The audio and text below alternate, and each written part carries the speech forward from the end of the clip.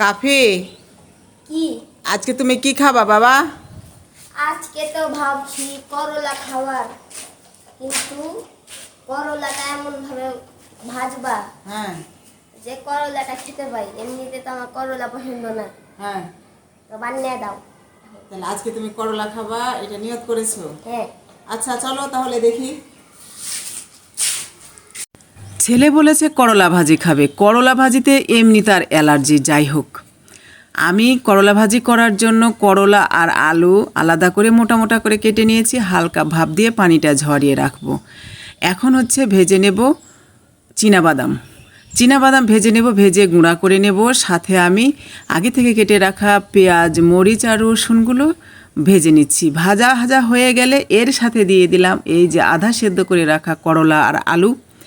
করলা আর আলুর সাথে এখন মিক্সড করে দিচ্ছি এই যে আমার চীনাবাদাম গুঁড়া। চীনাবাদাম গুঁড়াটা দিলে একদম অসাধারণ লাগে, আর করলা ভাজি কিন্তু তিতা লাগে না।